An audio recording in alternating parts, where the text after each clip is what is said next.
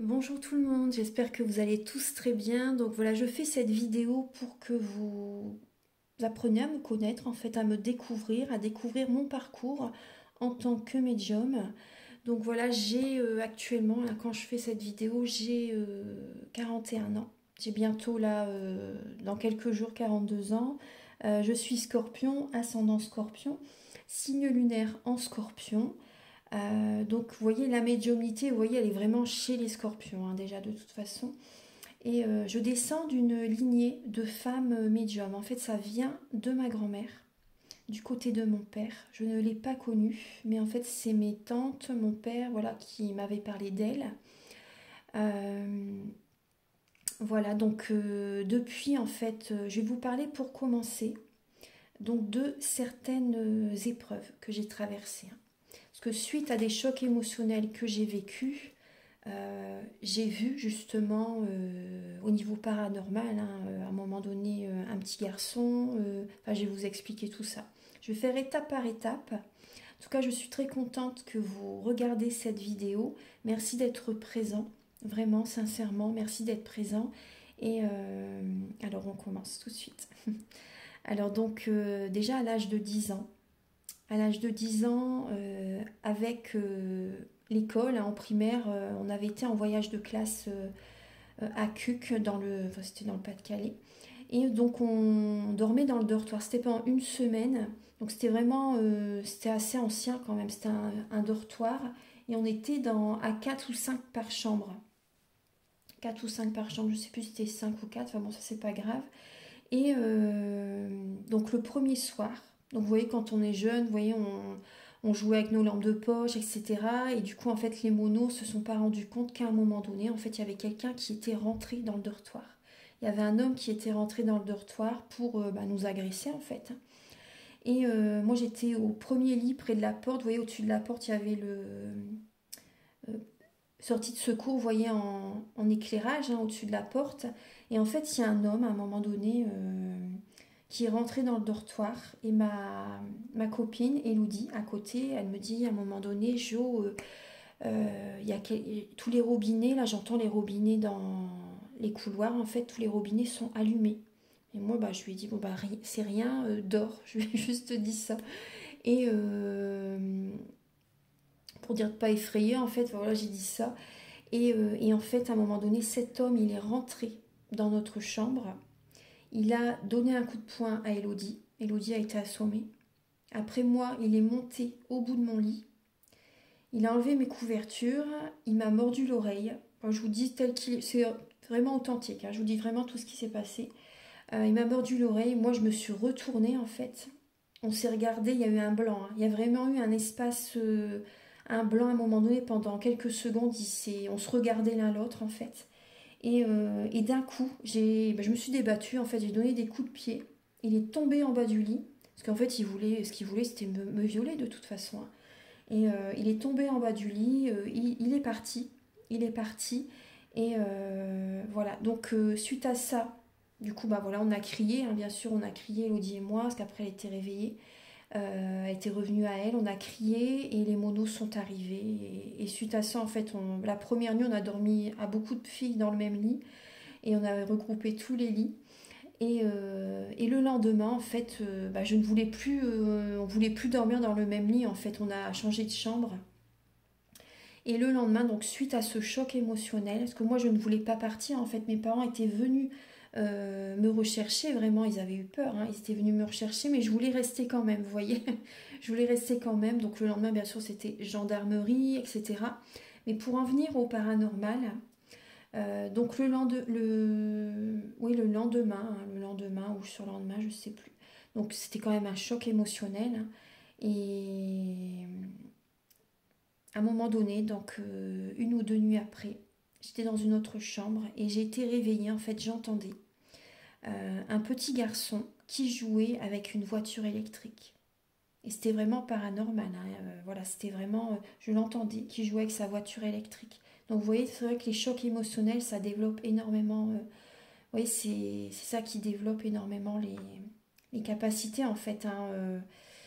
Vous voyez, Enfin, c'était quand même éprouvant, hein. Mais bon, j'ai quand même terminé la semaine là-bas, mais c'est vrai que c'était éprouvant. Ensuite, au niveau de aussi où j'habitais avant avec mes parents, hein, dans la maison, elle est à côté, à quelques mètres, hein, d'un château qui a été abandonné.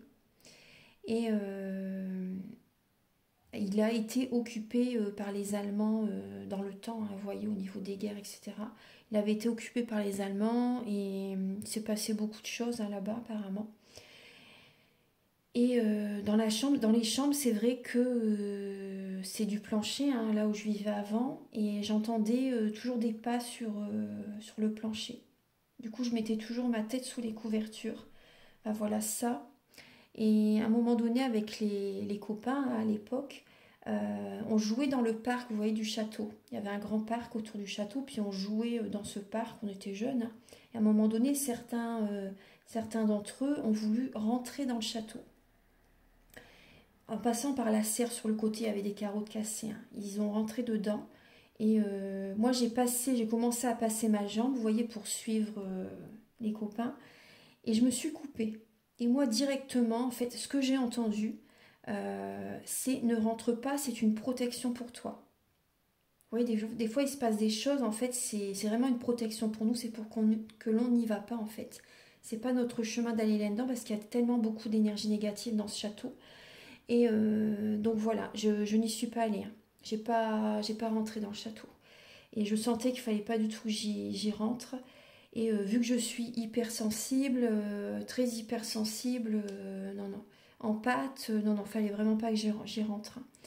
Et donc ça, par rapport à ça. Ensuite, au niveau du collège, donc j'ai vécu vraiment le harcèlement scolaire. À partir de la quatrième, ouais. À partir de la quatrième, j'ai vraiment vécu non, oui, même la cinquième, hein. Oui, de toute façon, oui, les années collège, j'ai vraiment vécu le harcèlement scolaire. Et donc déjà, vous voyez, le scorpion, c'est un signe très introverti, hein, c'est pas du tout un signe extraverti, hein.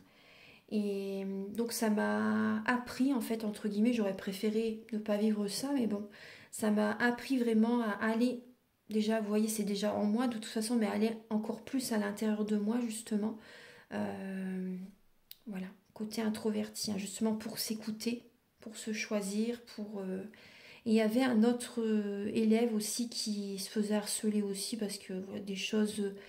euh, voilà, ils sont méchants, je ne vais pas parler de ça plus longtemps, mais voilà. Et moi, c'est vrai que j'allais vers lui, je lui disais, bah, c'est rien, enfin, vous voyez, des choses comme ça. J'ai toujours eu ce côté euh, d'aider les autres, en fait, hein.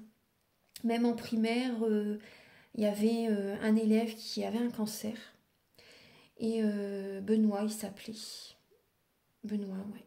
Et l'institutrice, elle m'avait dit, bah Joël, aide Benoît à faire ses exercices, en fait. Donc il y a toujours eu ce côté-là, vous voyez, c'est des signes, hein, de toute façon, que l'univers nous montre justement par rapport à notre avenir, hein. Toujours ce côté-là, justement, à aider les autres. Et ensuite aussi, des grosses épreuves que j'ai eues dans ma vie, c'est ben, bien sûr, émotionnellement, les séparations sentimentales, hein. J'attirais toujours le même type d'homme, en fait, hein, le même type de personne, très, très dans l'ego, très voilà, pervers narcissique aussi, avec vraiment ce côté-là, hein, chez eux. Et voilà, enfin, je ne vais pas parler trop longtemps, bien sûr, de ma vie sentimentale, hein, mais voilà, émotionnellement, ça a été très compliqué au niveau des vies amoureuses. Et justement, j'avais 18 ans. À un moment donné, j'étais en haut de l'escalier chez ma mère et je dis à ma mère, maman, j'en peux plus. J'avais vraiment une boule dans la gorge et il fallait faire quelque chose. J'en pouvais plus parce que j'étais avec une personne à ce moment-là et c'était très très dur à vivre. Et donc ma mère, elle m'a dit, ben, directement, elle m'a dit, bon, on va aller voir un guérisseur, on va aller voir à Dunkerque à ce moment-là. Voilà, on va aller voir un guérisseur. Directement, elle a pris rendez-vous pour moi. Et avant de rentrer dans son cabinet, moi j'étais hyper triste, hein, j'étais vraiment pas bien. Et quand je suis ressortie, j'avais vraiment le grand sourire. J'étais bien, mais vraiment j'étais bien. Et pour moi, ça a été vraiment un déclic. quand j'avais 18 ans. C'est vraiment là, les soins énergétiques, c'est vraiment ça qui aide. Pour moi, c'était vraiment ça qui m'aide émotionnellement, vous voyez, à retrouver le bonheur. Pour moi, c'était vraiment un grand déclic, les soins énergétiques. Et justement, vous voyez maintenant, bah, je peux aider les personnes parce que je l'ai vécu, je sais ce que ça peut apporter comme bienfait et que ça nous aide vraiment à aller de l'avant, à nous redonner confiance en nous, ça nous apporte un nouvel élan. Pour moi, ça a été vraiment magique, hein, je vous assure. Et depuis, bah, de toute façon, j'y suis allée régulièrement. Ah ouais, ouais, ouais. Même petite, ma mère, elle m'avait envoyée chez une guérisseuse. Là, bah, c'était au moment du collège. Collège ou fin de primaire, je sais plus. Mais vu que j'étais introvertie, en fait, ma mère pensait que c'était bizarre. Ma mère pensait que c'était bizarre, que je ne parlais pas beaucoup, que des choses comme ça. Et devant le psychologue, c'était une guérisseuse, elle m'avait envoyé aussi devant un psychologue. Et devant le psychologue, bah, je ne disais rien, en fait. Bah, j'avais rien à dire. Pour moi, c'était ma nature d'être introvertie. Vous voyez? Parce que voilà quoi, à la maison, ça se passait bien, hein, voilà quoi. Mis à part, c'est vrai que je me suis toujours sentie quand même différente, hein.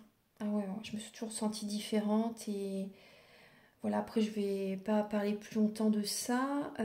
Oui, plus jeune, oui, ma mère, bah, à cette époque-là, oui, 10 au niveau du collège, je sais plus aussi, m'avait envoyée donc chez une guérisseuse. Non, c'était oui, avant le collège, ouais. Et elle m'avait dit, votre fille elle va avoir un effet secondaire sur ses cheveux. Parce qu'elle avait fait le nécessaire par rapport à ma timidité, apparemment. Mais côté timidité, il n'y avait pas grand-chose qui a changé. Parce que voilà, j'ai ce côté introverti, hein, chez les scorpions. Voilà, je me sens bien comme ça. Moi, après, je suis réservée, c'est ma nature. Je suis pas timide, hein, mais je suis réservée. Vous voyez, c'est mon côté introverti. Effectivement, j'ai eu un effet secondaire sur les cheveux là. C'est ce qui m'a poussée à encore plus être introvertie, vous voyez. Donc des fois, c'est vrai que les mamans veulent faire quand même des choses pour les enfants, mais voilà, ils doivent vivre certaines épreuves de leur vie. Parce qu'après, sinon, il y a le boomerang karmique qui revient encore de plus belle, hein. Et le boomerang karmique, je l'ai eu. Je l'ai eu. Donc maintenant, voilà, c'est passé. Euh, voilà. Ensuite, qu'est-ce que... Oui, bah alors là, c'était vraiment le gros choc émotionnel, grosse épreuve. En 2010, on a appris que ma mère avait un cancer. Alors pour moi, c'était... Parce que moi, j'étais très fusionnelle avec ma mère. Très fusionnelle avec ma mère. Et du coup, bah, j'ai eu peur, en fait, pour elle. Je pensais beaucoup à la mort à ce moment-là par rapport à elle. Enfin, j'étais vraiment... Et ça, en fait, ça a ouvert un portail. Ça a ouvert un portail et du coup, au bout de mon lit, à ce moment-là, je vivais dans un appartement, dans une ville fortifiée, en fait, une ancienne ville fortifiée. Dans un appartement où il y a eu beaucoup de monde qui a vécu. C'était une maison, en fait, rénovée en appartement, un duplex. Toujours à la même heure, 3h30 du matin, je me réveillais et je voyais des esprits au bout de mon lit. Ah, ça a vraiment ouvert le portail. Même si, voilà, avant, je voyais aussi des fois ma belle-sœur au bout de mon lit, qu'elle était au Moyen-Âge, vous voyez, quand j'habitais encore chez mes parents. Mais là, ça a vraiment été un gros choc émotionnel. Donc, j'ai vu un mineur, un homme qui avait du charbon sur le visage, vous voyez, il était au bout de mon lit. J'ai vu une toute petite tête, c'était une petite fille en fait qui était présente, avec tous les petits cheveux bouclés foncés. Enfin, elle était au bout de mon lit, cette petite fille aussi. Après, j'ai vu aussi un homme qui était sur un trône, avec la couronne qui était bancale. Voilà, il était au bout de mon lit aussi, et voilà. Puis à un moment donné aussi, enfin je vous explique vraiment, c'est vraiment authentique, hein. Après, si vous voulez pas écouter, après je comprends, mais c'est vraiment tout ce qui s'est passé, ça m'a aidé énormément dans ma médiumnité, hein. Euh, donc des fois aussi, ça m'a aidé, ça m'a fait découvrir aussi mes dons en fait, hein, mes capacités extrasensorielles. J'étais dans mon lit, dans ce duplex, et j'avais vraiment l'impression qu'il y avait quelqu'un au niveau de la cuisine. Donc je suis descendue, j'entendais des bruits.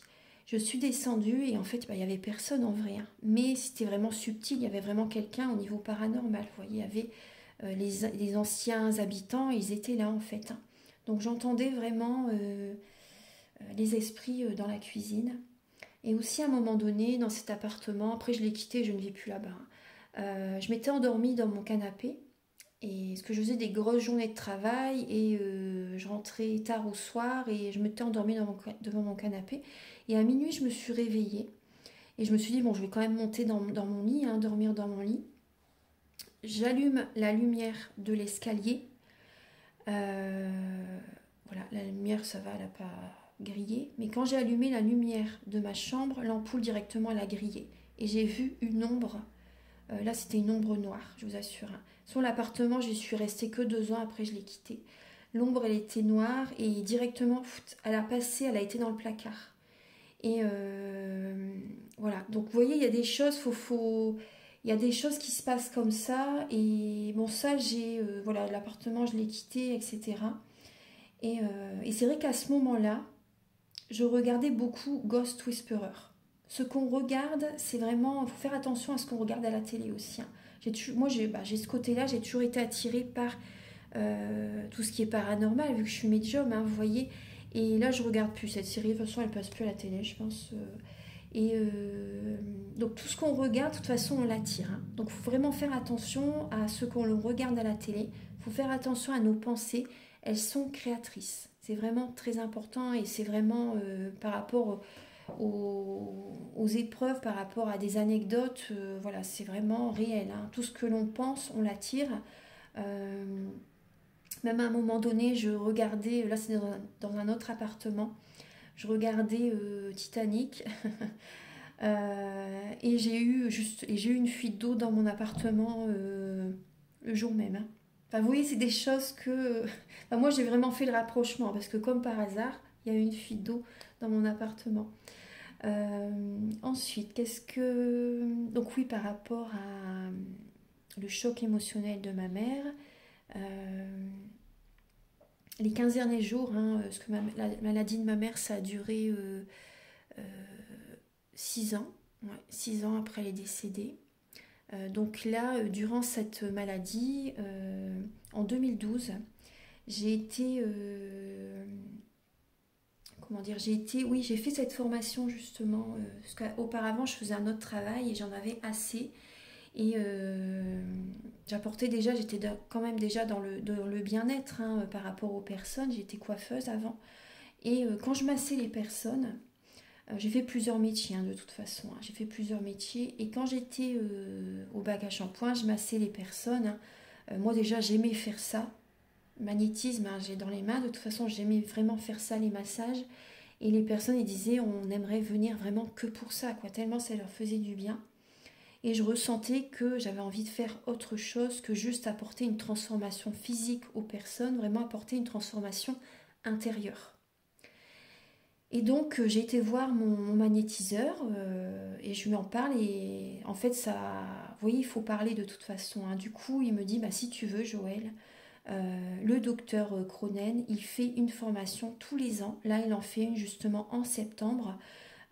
Par rapport donc aux médecines alternatives, hein, réflexothérapie sur tout le corps avec les aimants, avec les disques de couleur, le magnétisme, la musicothérapie, la phytothérapie, plein de choses. On a vu un peu de géobiologie aussi. Enfin, on avait vraiment vu beaucoup de choses, hein, sur un an.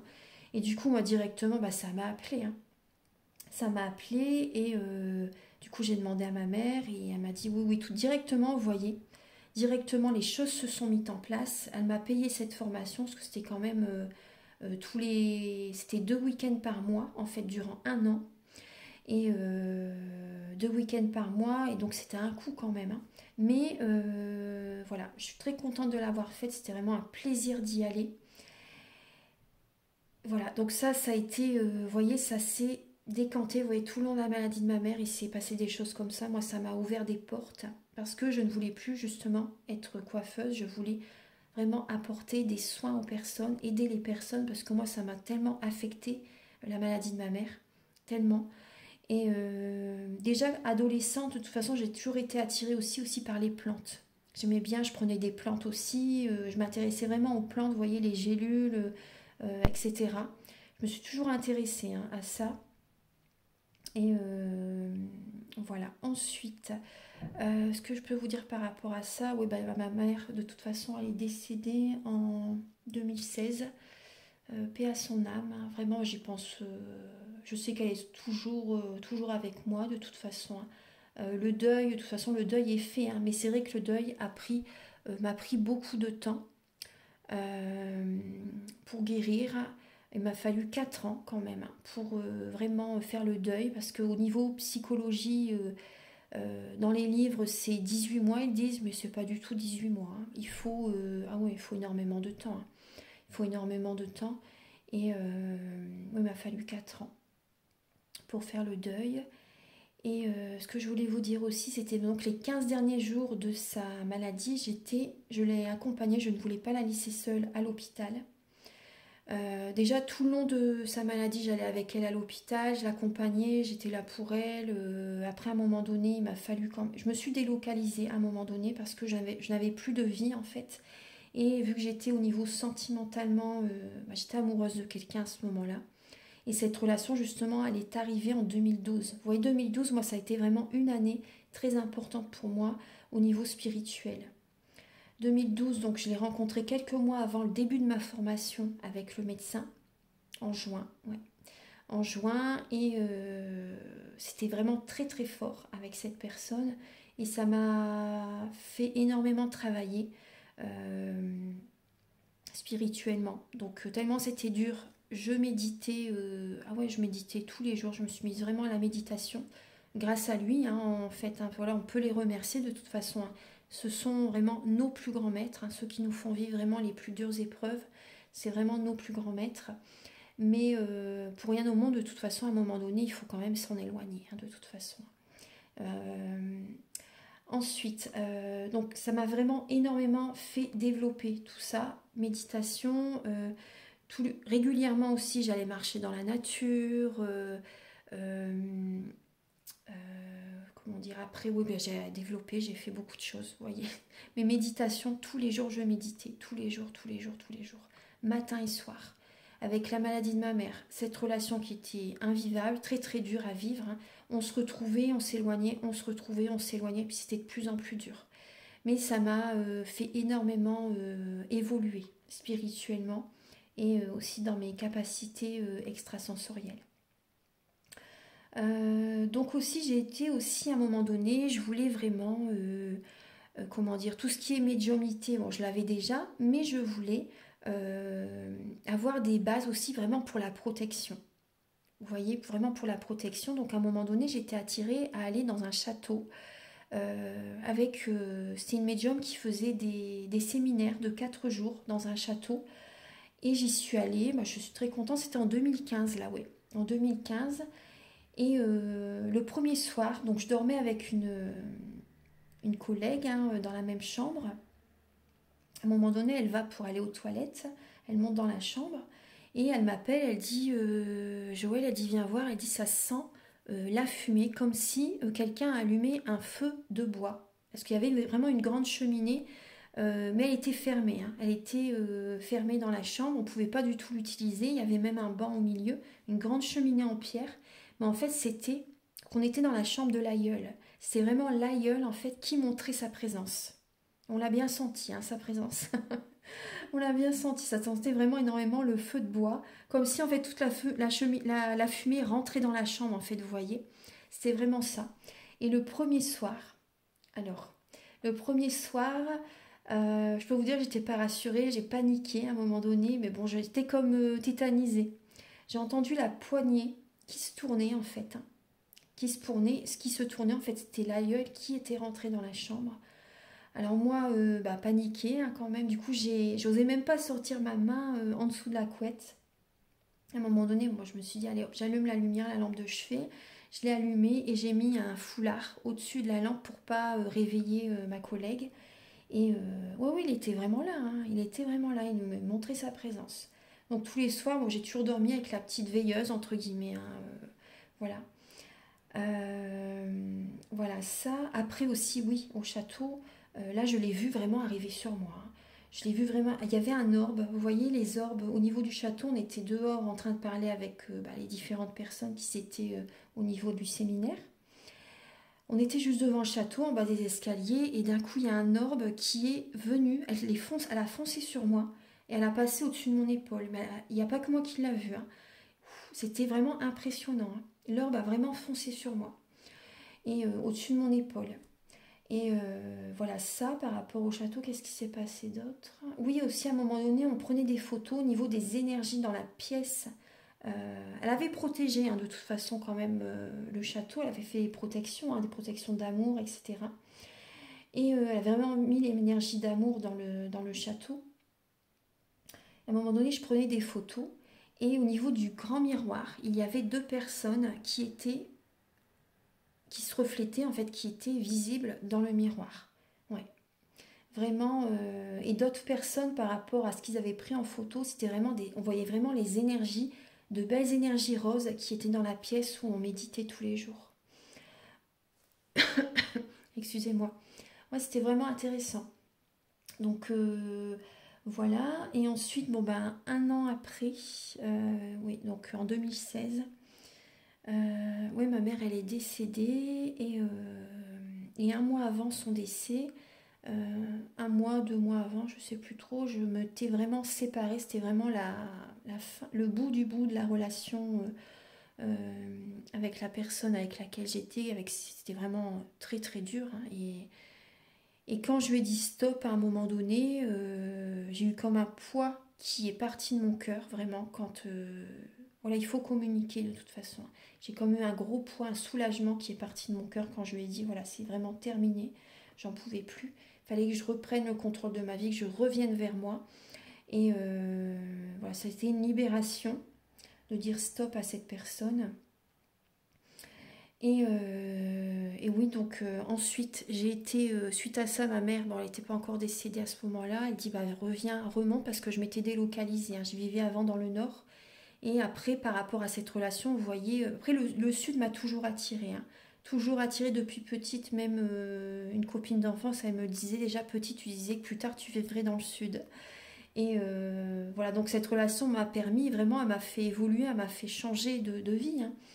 Euh, et du coup, là, par rapport à cette séparation, ma mère, elle me dit, bah, viens, remonte quelque temps dans le nord, hein, et viens nous voir un peu, ça va te faire du bien. Et du coup, voilà, c'est vrai que je suis remontée. Parce que cette même année, alors j'ai mon chat qui est décédé 1 ou 2 mois avant la séparation avec mon ex.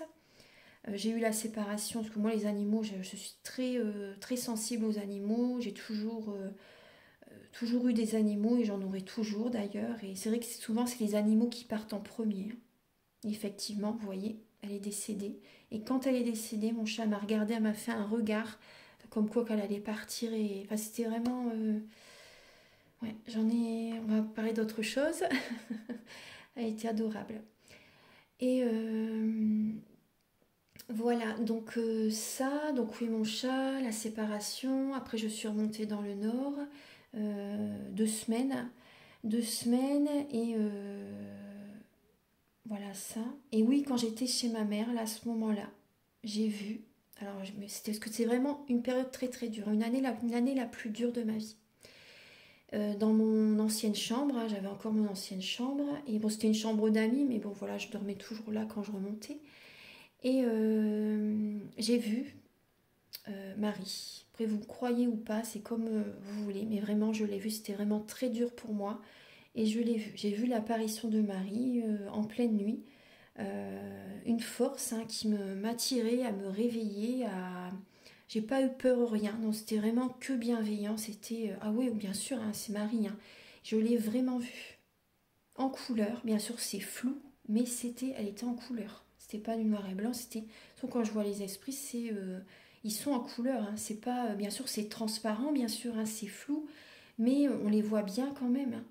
Et j'ai vu Marie et moi ce que j'ai ressenti du coup c'était vraiment aie confiance. Tu n'es pas seule, nous sommes là, on veille sur toi. Parce qu'elle savait encore que, bien sûr que moi je pensais pas que ma mère allait décéder un mois après, hein. Et donc voilà, ça m'a aidé à surmonter cette année. Et voilà, donc vraiment l'apparition de Marie, c'était au mois d'août en 2016. Après le jour exact, je sais plus, je sais plus. Mais c'était mi-août, je pense mi-août. Ouais, c'était en août. Et voilà, du coup, je suis restée 15 jours chez ma mère, chez mes parents.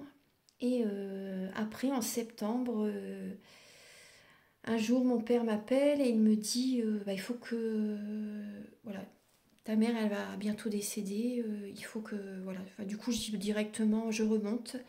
Je suis remontée, je suis restée les 15 derniers jours avec elle à l'hôpital. Et elle me disait, pourquoi ils viennent me chercher? Pourquoi ils viennent me chercher? Voilà, elle voyait les ancêtres, elle voyait qui venaient la chercher en fait, hein. C'est vraiment vrai, hein, quand les personnes disent ah oui, oui, pourquoi ils viennent me chercher? Et donc voilà, je suis restée 15 jours avec elle et ça lui faisait du bien. Et moi, dès qu'il y avait quelque chose comme ça, j'appelais les aides-soignantes, ils venaient là, vous voyez, parce qu'elle, elle pouvait pas, elle souffrait, hein. Et voilà, donc les 15 derniers jours. Et le dernier jour, vraiment, à un moment donné, je dis à mon frère, je peux venir manger chez toi, ça va me changer un peu les idées. Et vraiment, le dernier jour, bah, justement, voilà, elle avait besoin que je ne sois pas là pour partir, en fait, à ce moment-là. Elle voulait pas que je la voie partir. Parce que, en fait, elle s'accrochait à nous, elle voulait pas. Enfin, c'était ça, hein. Et ce dernier jour, voilà, j'étais chez mon frère en train de. Voilà, on mangeait ensemble. Et ma tante, elle était restée avec ma mère et puis voilà, elle était partie. Voilà, donc là c'était le 26 septembre. Ouais, son décès le 26 septembre. Voilà, donc c'est, vous voyez, des épreuves très très dures, hein, que j'ai traversées. Après, il y en a peut-être encore que j'ai pas pensé à vous dire. Euh, voilà, donc c'est déjà bien. Vous voyez, il y a déjà 32 minutes. Oui, ça c'est loin, excusez-moi. Maintenant, donc vous voyez par rapport à ça, qu'est-ce qu'il y a eu d'autre aussi? Ce que j'ai noté, hein, enfin, j'ai fait une liste par rapport à. Il y a eu le décès de mes grands-parents aussi, bien sûr, mais le plus, c'est vrai que c'était ma mère, hein. Le plus dur, ça a été ma mère. Euh, ouais, puis bah oui, la relation là, avec mon ex, début 2012, et bon, ça, je vous en ai parlé. Ouais. Ça a duré 5 ans, cette relation, c'était vraiment les montagnes russes émotionnelles, et c'est par rapport à cette relation, de toute façon, que j'ai vécu en fait vraiment le parcours du féminin sacré. Après, avec toutes mes relations, de toute façon, ça a été vraiment très très dur ces relations. Donc c'est vrai que le parcours du féminin sacré, je le connais en long et en large, hein, parce que je l'ai vécu plusieurs fois. Toujours voilà, il faut revenir vers soi, prendre du temps pour soi de toute façon et vraiment être bien pour vouloir rencontrer une autre personne avec laquelle, voilà, pour se sentir vraiment bien. C'est vraiment important, hein. Pas de vouloir rencontrer quelqu'un tout de suite, parce que ça, voilà, à un moment donné, suite à une relation qui a duré longtemps, pour ne pas m'effondrer comme dans une précédente relation, j'ai voulu rencontrer quelqu'un tout de suite. J'ai rencontré quelqu'un tout de suite, mais à un moment donné, vous voyez, suite à cette relation aussi qui a duré 5 ans avec mon ex, ça, comment dire, la vie nous rappelle à l'ordre en fait, hein. À un moment donné, on doit vraiment être dans la spiritualité, on doit vraiment travailler sur soi, vous voyez, c'est vraiment important. Tout le monde y vient, de toute façon, tout le monde y vient. Voilà, ce que la vie nous rappelle à l'ordre et voilà. C'est, si on veut échapper à cet apprentissage, à vous voyez, se connaître mieux, travailler sur soi, etc., à un moment donné, de toute façon, on doit tous, on y vient tous, hein. Voilà, donc par rapport à mes épreuves, maintenant je vais vous parler de certaines anecdotes que j'ai vécues. Voilà, donc par rapport, c'est vrai que par rapport aux anecdotes, je vous les ai dit aussi petit à petit au fil des épreuves, c'est vrai que je vous en ai parlé. Mais il y a une anecdote vraiment aussi là qui a été récente aussi en même temps, hein. j'ai fait une sortie du corps astral. Et en fait, bon, je médite beaucoup. Tous les jours, je médite. Et comment dire, là, je vis dans un domaine. Et c'est vrai qu'auparavant, c'était une comtesse, apparemment, qui y habitait. Mais après, je ne sais pas l'histoire. Hein. Je ne sais pas l'histoire de cette comtesse. Et bon, la géobiologie a été faite dans l'appartement. J'ai purifié, je purifie régulièrement, etc. Et à un moment donné, donc vu que je médite beaucoup, à un moment donné, c'est vrai que j'ai fait une sortie de corps astral. Et je me suis vue, en fait, au-dessus de moi. Après, je ne sais pas où j'ai été, mais à un moment donné, il y a eu comme un tremblement de terre. Mais c'était paranormal, hein. C'était vraiment pas réel. C'était vraiment paranormal. Il y a eu comme un tremblement de terre, en fait. Et du coup, je me suis vue, en fait, je me voyais du dessus. Et j'ai vu un esprit, justement, un homme âgé à lunettes qui traversait ma chambre, en fait. Hein. Mais il faisait que passer. Il m'a même pas regardé. Hein. Il faisait vraiment que passer.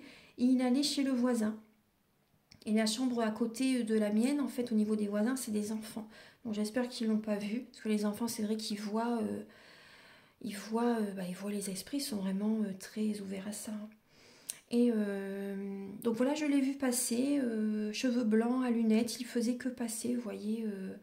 Puis c'est vrai qu'ils ne marchent pas, ils flottent. Hein. Ils avancent, ils flottent, ils avancent comme ça. Hein. Et voilà. Et du coup, il y a eu le tremblement de terre, c'était quand même impressionnant. En fait, quand je redescendais, vous voyez, en fait, il montrait son passage. Pour moi, c'est qu'il montrait sa présence. Et il montrait sa présence. Et du coup, je suis redescendue dans mon corps, hein, dans mon corps physique. Et j'étais paniquée quand même, parce que c'est quand même impressionnant. Et du coup, j'ai regardé si mon chat avait bougé, parce qu'elle dort entre les deux oreillers. Et non, elle n'a pas bougé, sinon elle aurait bougé quand même. Et c'était vraiment paranormal. Hein. Donc c'était impressionnant. Hein. Et voilà, donc... Ouais, après, il y a aussi une anecdote aussi que je voulais vous dire. À un moment donné, bon, il y a ça plusieurs années, bien sûr, j'étais voir une astrologue. Et sur le chemin, je disais à mes guides, envoyez-moi des signes très précis par rapport à la personne que j'ai envie de rencontrer, vous voyez.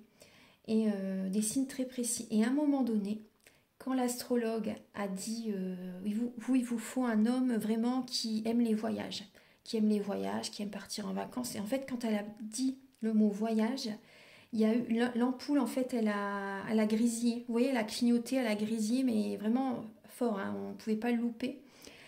Et elle a dit, ah bah, c'est la première fois que ça fait ça. Mais en fait, vous voyez, j'avais fait mes demandes avant d'aller chez l'astrologue. Et voilà, c'était un signe très présent, parce que des ampoules qui clignotent, ça j'en ai régulièrement. Des petits cœurs aussi, même sur les bougies, vous voyez, au niveau de l'huile. À un moment donné, il y a des petits cœurs qui se forment sur une bougie. À un moment donné, il y avait ça. Des cœurs dans les nuages. À un moment donné, parce que j'ai également été aide-soignante. Hein, à un moment donné, vous voyez, je faisais les deux. Je faisais aide-soignante et tout ce qui est soins énergétiques, la voyance, etc. Et quand je faisais ma formation à un moment donné d'aide-soignante, je suis sortie de là la première journée et j'ai vu un cœur, parce que ma mère elle venait de décéder de quelques mois, 2 mois peut-être, ouais. J'ai vu un cœur dans les nuages. J'étais vraiment guidée à regarder les nuages à ce moment-là. C'est pas que je le cherche, hein, c'est vraiment, voilà, c'était venu à moi, mais vraiment un beau cœur. Hein. Les nuages, ils étaient tout blancs, il y avait un cœur vraiment pour que je le voie, un cœur en gris. Mais c'était vraiment pour que je le voie. C'était vraiment ma mère était présente. Hein. Et également, qu'est-ce que j'ai eu d'autre comme anecdote? Oui, à un moment donné aussi, j'étais remontée pour passer Noël en famille. Et je dormais chez ma sœur, à l'étage. Hein, et à un moment donné, j'entends une musique de Noël, légèrement au départ. Et je me suis dit, qui m'a réveillée, je me suis dit, bon, c'est rien, c'est ma sœur qui a oublié d'éteindre sa télé dans sa chambre. Mais non, 1 heure, 2 heures après, toujours, et la musique, elle montait de volume. Petit à petit, le volume augmentait. En fait, on m'appelait à descendre dans le salon. Du coup, au bout d'un moment, j'ai dit, je vais descendre, il y a pas, j'arrivais pas à dormir de toute façon. Je suis descendue dans le salon et la télé, elle était allumée. Et c'était vraiment bizarre, hein. Il n'y avait pas d'image sur la télé, mais la télé, elle était allumée, c'était un fond bleu. Un fond bleu au niveau de la télé, la musique, allez, une musique de Noël. Donc quand c'est ça, il faut écouter justement les paroles, hein. Les paroles des musiques, en fait, c'est des messages, hein, pour nous. Et voilà, il y avait ça. Donc bah, j'ai éteint la télé, hein, mais c'était vraiment que je suis remontée quand même. Je suis remontée dormir. Mais pour moi, c'était vraiment une présence. Une présence. Et ouais, présence de ma mère, je pense, ouais. Présence de ma mère. Et à un moment donné aussi, j'ai ressenti vraiment, à un moment donné, j'ai ressenti vraiment parce que le beau-frère, l'ex-beau-frère de ma sœur, il est décédé jeune. Et je sentais qu'il n'était pas monté vers la lumière. Dans la façon dont il n'était pas monté vers la lumière. Ça a été un choc, hein, pour son frère, ça a été un choc pour sa famille. Et du coup, bah, j'ai fait ce qu'il fallait pour qu'il monte vers la lumière. Donc ça, qu'est-ce que j'ai eu d'autre comme anecdote? Oui, aussi quand j'étais plus jeune, bon là c'est aussi par rapport suite aux épreuves sentimentales, hein. Moi, mes grands-parents, ils avaient un chalet vraiment dans la campagne. On y allait le week-end, des fois dans les vacances. C'était pas loin de chez moi, hein. C'était vraiment... du coup, quand j'étais pas bien, j'avais vraiment besoin d'être seule, mais vraiment seule, et de me connecter vraiment à la nature. Voilà, ça j'ai toujours fait, hein. Et je partais un week-end, même ma grand-mère me dit, bah, t'as pas peur d'aller là-bas tout seul? Mais non, j'y allais, j'étais bien, et ça me faisait énormément de bien. La nature, hein, elle guérit la nature, hein. Et c'était un chalet en bois, donc vraiment, vous voyez, le bois, on peut que se sentir bien, hein. Et voilà. Donc ça, qu'est-ce que j'ai eu d'autre? Je regarde un petit peu. Après aussi, oui, il y a une anecdote aussi. À un moment donné, bah, si elle écoute la vidéo, c'est une amie. Elle était venue me voir une semaine. Elle était venue me voir en vacances une semaine. Et puis bah, chez moi, en fait, hein, et à un moment donné, elle dit quelque chose. Et la télé, elle était éteinte, hein. La télé, elle était éteinte. Elle dit quelque chose et d'un coup, la télé, elle s'allume. Et la télé, elle dit la même chose qu'elle a dit. Mais vraiment, je vous assure que c'est vrai, hein. La télé, elle a répété la même chose que ma copine Elodie, elle a dit. Et du coup, bah là, sur le coup, c'est vrai que c'est... Moi, j'en ai rigolé parce que je sais vraiment que c'est bienveillant. Si c'est ma mère, je suis sûre que c'est ma mère qui était là. C'est que bienveillant et c'était la phrase qu'elle a dite, il n'y avait rien de... C'est que bienveillant. Et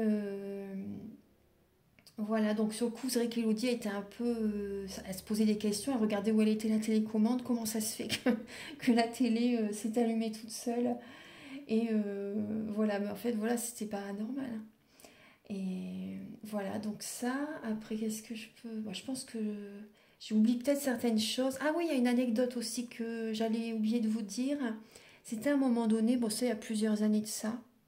Oui, en 2015, 2015, ouais. J'avais été faire un stage euh, pour un travail, hein,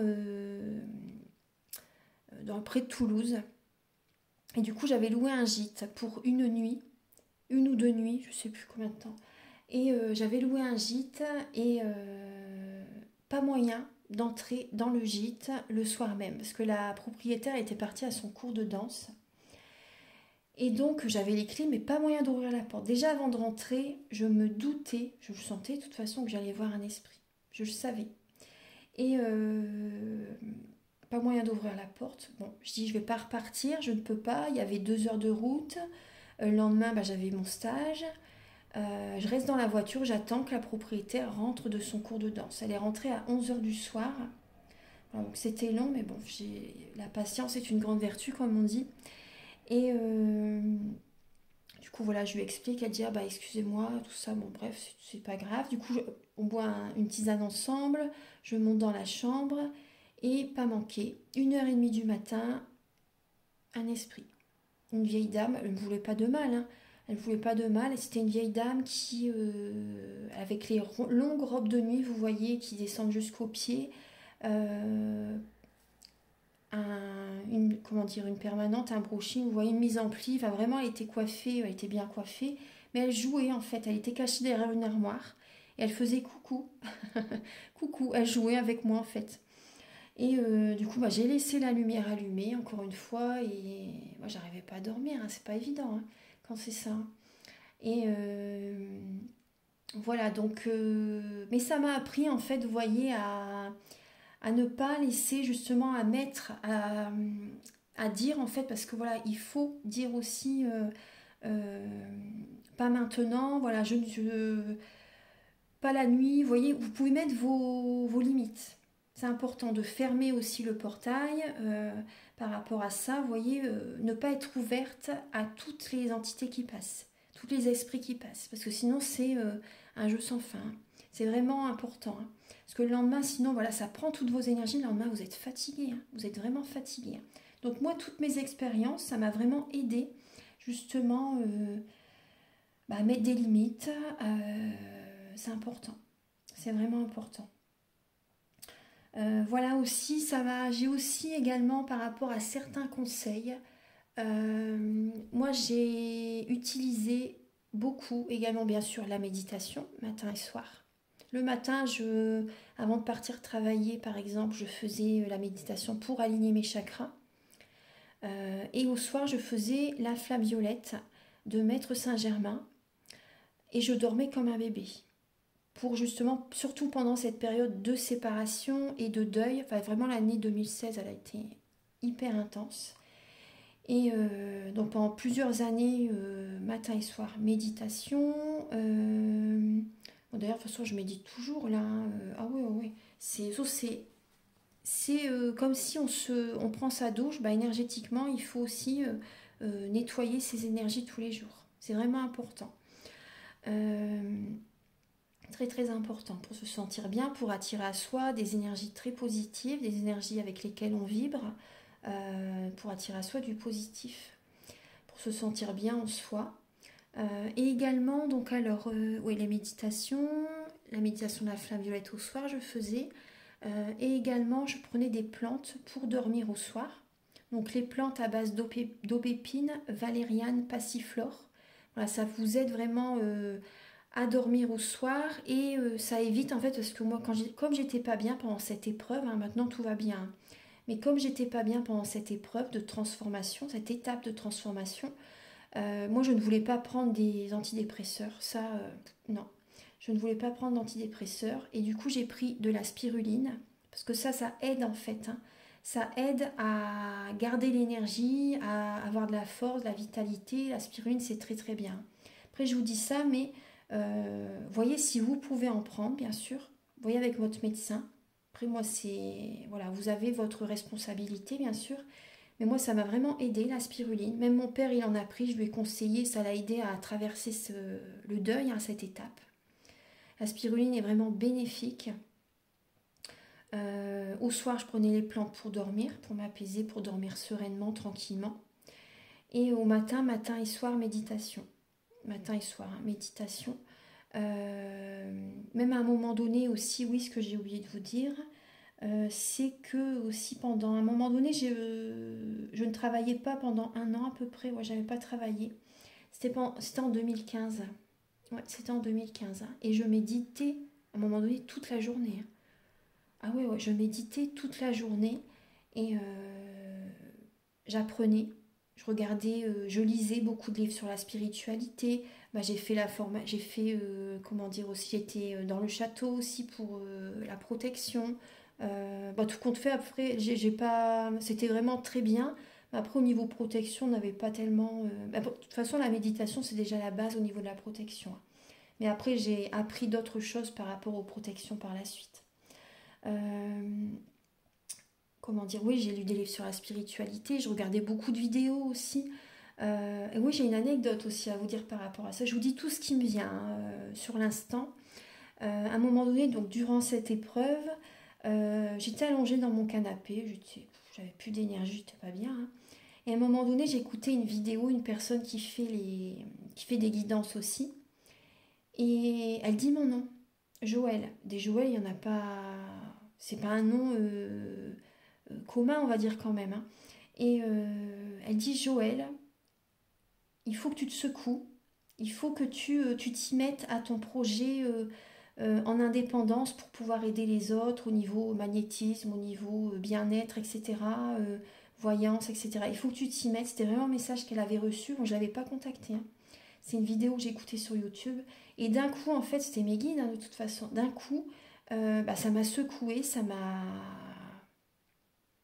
ancré, on va dire. Hein, ça m'a fait du bien d'entendre ça.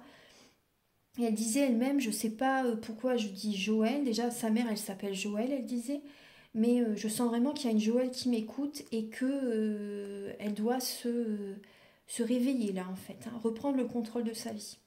Et ça m'a parlé, mais c'était vraiment... Le message était pour moi, je le sentais. Hein. Et voilà, donc vous voyez une anecdote comme ça. Euh, Après aussi, je buvais, je bois toujours du citron, vous voyez, du citron, des jus de citron, ça aide vraiment aussi à nettoyer au niveau énergétique. Les larves, vous voyez, au niveau énergétique, ça nettoie vraiment. Donc ça, c'est important aussi. Après aussi, par rapport à... Dans cette étape aussi, j'ai réussi aussi, je me suis fait des autotraitements moi-même. Euh, Là, c'était avec le Laoshi. Vous voyez, c'était avec le Laoshi. Je me suis fait des autotraitements moi-même. Parce que je suis également praticienne enseignante Laoshi. Donc, si certaines personnes, vous avez envie de vous faire des autotraitements Laoshi, si vous avez envie d'initier d'autres personnes, de faire des soins à distance aussi, vous voyez, l'autre soin, c'est pas le même soin dont je vous parle en début des vidéos, c'est un autre soin, le Laoshi. Bon, il est connu, hein, mais c'est vrai que c'est grâce aussi au Laoshi que j'ai réussi à arrêter de fumer la cigarette. Parce que j'en avais assez. C'était vraiment... j'en pouvais plus de... Je sentais que voilà, qu'il fallait que ça s'arrête. Et justement, c'est vrai que c'était dû aussi à la relation qui était au niveau émotionnel. Vous voyez, c'était... les relations, de toute façon, elles sont toxiques. Hein. Certaines relations, pas tous, mais certaines, elles sont toxiques. Et voilà, je sentais vraiment que voilà, il fallait que j'arrête de fumer la cigarette. Et j'ai réussi, avec le soin Laoshi, à arrêter de fumer. Sans patch, sans rien d'autre. Le soin Laoshi, je m'en suis fait un premier. J'ai réussi à arrêter 15 jours. Je me suis dit, non, je veux pas, je suis tenace, hein, je suis scorpion, hein, persévérante. Je vais en refaire un deuxième tout de suite. Et là, j'ai arrêté de fumer, dégoûtée, j'ai testé, j'ai mis une cigarette à ma bouche, dégoûtée, mais vraiment dégoûtée de la cigarette. Ah non, c'était le soin était vraiment bénéfique. Hein. Ah ouais, ouais, vraiment dégoûtée la cigarette. Donc vous voyez, c'est les soins énergétiques sont vraiment bénéfiques. Hein. C'est si vous avez, si vous doutez. Après, il faut que vous ayez envie, bien sûr, hein, mais je vous assure que c'est vraiment bénéfique, les soins énergétiques. Voilà, donc après, qu'est-ce que j'ai d'autre à vous dire? Aussi, bien sûr, il y a eu un gros tri relationnel de fait dans ma vie. Un gros tri relationnel parce que vraiment, au niveau d'un entourage, si on reste en présence de certaines personnes qui baissent nos énergies, qui ne veulent pas qu'on réalise notre mission de vie, vous voyez, par rapport à tout ce que je fais, dans mon parcours, je me suis sentie vraiment très différente de mon entourage et j'ai coupé avec beaucoup de personnes. Hein. Ah ouais, ouais, ouais. Parce que ça débloque énormément. Hein. Ça débloque énormément, on est libéré et du coup, voilà, on attire beaucoup plus de positif à soi, on est ancré, on est authentique, on ne se change pas pour plaire aux autres. Vous voyez, moi je m'accepte telle que je suis et j'attire à moi les personnes qui m'aiment comme je suis. C'est vraiment important. Et les autres personnes, de toute façon, les relations, elles s'estompent petit à petit. Et à un moment donné, il a vraiment fallu que je coupe avec certaines personnes parce que c'est vraiment toxique sinon. Donc voilà, j'ai vraiment fait énormément de travail sur moi. C'est pour ça que maintenant je suis guérie, je suis voilà, vraiment en pleine renaissance, tout va bien quoi. Et la renaissance, voilà, elle est là depuis un moment hein, maintenant, parce que voilà, je vous accompagne depuis un certain temps maintenant par les vidéos, les soins. Voilà, c'est pour ça que quand à un moment donné, vous voyez, si on n'est pas totalement guéri du passé, l'univers envoie moins de monde. Vous voyez aussi? Mais si vraiment on est guéri du passé, l'univers envoie plus de monde aussi parce qu'on voilà, on est prête, on est vraiment prête à accompagner les autres. Voilà, c'était juste un petit conseil. Après aussi, oui, j'ai utilisé aussi beaucoup l'huile essentielle de basilic. L'huile essentielle de basilic, c'est vraiment très protecteur. Il apporte la prospérité. Il est très protecteur au niveau énergétique. Il y a beaucoup de bienfaits, hein, l'huile essentielle de basilic. Donc j'en ai mis, vous voyez, je prenais mon bain ou ma douche au gros sel. Après, voilà, selon les maisons où j'ai habité, c'était différent. Donc un bain au gros sel pendant 20 minutes. Et ensuite, je mettais de l'huile essentielle de basilic sur mon corps. Donc mélangé avec un petit peu d'huile végétale, parce qu'il ne faut pas l'appliquer pure, hein. Si c'est marqué HEBBD sur le flacon, vous pouvez l'appliquer pure. Mais si c'est pas, ça vient vraiment du médecin, hein. C'est vraiment au niveau de la formation avec le médecin que j'avais faite. Mais si vraiment vous, comment dire, vous avez, c'est pas marqué HEBBD sur le flacon, il faut la mélanger dans un petit peu d'huile végétale.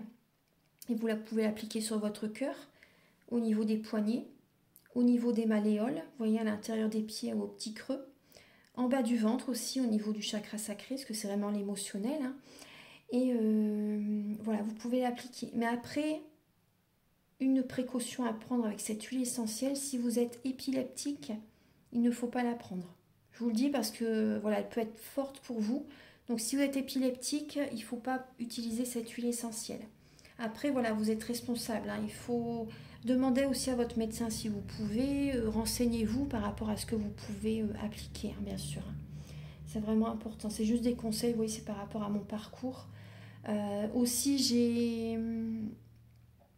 comment dire aussi... je mettais aussi mes pieds aussi à un moment donné dans une bassine avec du gros sel, dirigée vers le nord, et je faisais les prières de Notre Père 3 fois. Après aussi les pieds, hein, sur la pelouse, la rosée du matin, ça c'est important, ça fait du bien aussi. Voilà, il y a plein de choses que j'ai faites, hein. Beaucoup de prières. Et oui, aussi, il y a une anecdote que j'ai besoin de vous dire aussi. L'anecdote aussi, quand j'étais chez ma mère, là, durant les 15 jours, quand j'étais vraiment pas bien, hein, je prie énormément, énormément l'archange Raphaël, Marie, notre Père. Voilà, je priais énormément. Et enfin, je prie encore, hein, mais c'est vrai qu'à ce moment-là, c'était vraiment très intense. Et le soir, j'avais vraiment besoin que mon cœur guérisse. J'avais vraiment besoin de guérir émotionnellement. Et mes mains, elles étaient comme ça, vous voyez, comme ça, au niveau du cœur. Le cœur était là en dessous, bien sûr. Mes mains étaient comme ça et je m'étais réveillée en fait avec les mains comme ça au niveau du cœur. Comme ça au niveau du cœur. Toute la nuit, en fait, j'ai dormi comme ça. Je n'ai pas bougé. Je n'ai pas bougé. Et je ne l'ai pas fait consciemment, hein. C'est vraiment quand je me suis réveillée, j'ai vu que j'avais mes mains comme ça sur le cœur. Et justement, donc pour moi, c'était l'archange Raphaël, hein, qui était là, qui m'aidait dans la guérison. Et, et c'est vrai qu'aussi par rapport aux soins Laoshi, il y a une imposition des mains. J'ai fait le rapprochement après, quand j'avais fait cette formation en 2018. Je m'étais initiée au Laoshi. L'imposition au niveau du cœur, elle est comme ça. Elle est comme ça, justement. J'ai fait le rapprochement, vous voyez. Donc j'avais vraiment, vous voyez, canalisé, et l'archange Raphaël m'avait déjà montré le chemin aussi, hein. Voilà, il y a ça. Après, qu'est-ce que je voulais vous dire? Oui, à un moment donné aussi, bon ça, il y a vraiment longtemps, hein, des années, des années, des années. Je m'étais réveillée aussi en pleine nuit, hein, on me pousse à me réveiller, et il y avait mon ex-belle-sœur qui flottait au bout de mon lit. Elle passait, elle me regardait d'un air pas très agréable, par contre, je ne sais pas pourquoi. Et elle était habillée comme au Moyen-Âge, avec une charlotte sur la tête, vous voyez. Et du coup, le lendemain, je lui ai dit, parce qu'elle était à la maison avec mon frère, et je lui ai dit que je l'avais vue au bout de mon lit. Du coup, on en a rigolé la nuit. Après, qu'est-ce que j'ai eu d'autre?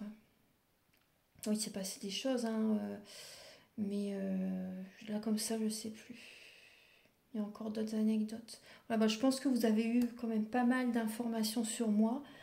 Euh, Et oui, aussi une anecdote, oui, j'avais oublié de vous le dire aussi. Là, j'avais 22-23 ans. Ouais, 22-23 ans, en fait, j'étais voir un voyant à ce moment-là. J'avais vu une petite carte de visite là, chez un fleuriste. Et bah, j'étais guidée à y aller. J'y suis allée. Et c'est vrai qu'on est resté très très longtemps en contact pendant plusieurs années. Et c'est vrai que je l'appréciais énormément. J'appréciais énormément. Et il m'avait dit, donc la première fois que j'y suis allée, il m'avait dit, bah t'es la première, Joël, que je rencontre comme ça. Tu es médium, tu es magnétiseuse et la clairvoyance va arriver par la suite. Et effectivement, la clairvoyance, bah, j'ai des anecdotes par rapport à ça, justement, j'avais oublié de vous le dire. Et la clairvoyance, de toute façon, elle est arrivée. Hein.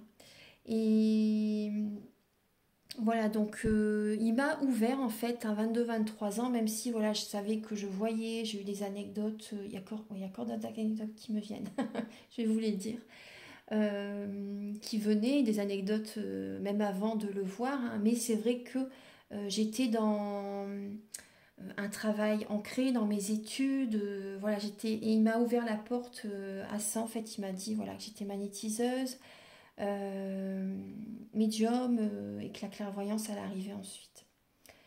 Et c'est vrai que par rapport au travail que j'ai fait, j'étais dans le commerce avant, dans le commerce et dans le commerce mais au niveau des produits de bien-être, vous voyez, au niveau parfumerie, au niveau produits, crèmes, etc. Ça a toujours été du côté du bien-être. Et qu'est-ce que j'ai toujours eu sur mon chemin justement des personnes que je devais accompagner, que je devais aider entre guillemets, vous voyez. Je préfère dire accompagner parce que c'est les personnes qui font le travail eux-mêmes ensuite, mais je les ai guidées. Je les ai guidées et voilà.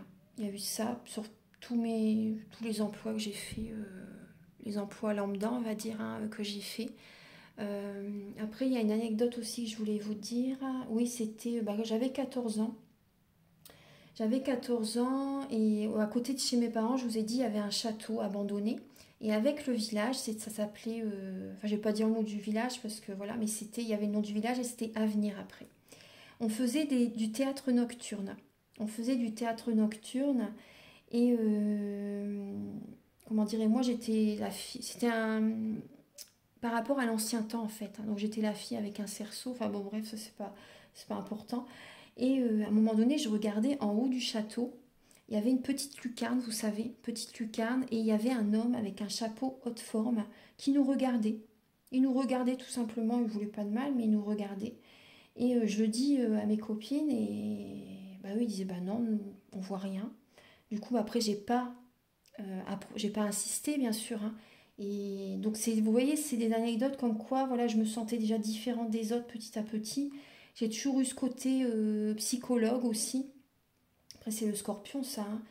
Hein. En étant Scorpion, ascendant Scorpion, signe lunaire en Scorpion, voilà, ça fait vraiment partie de ma personnalité.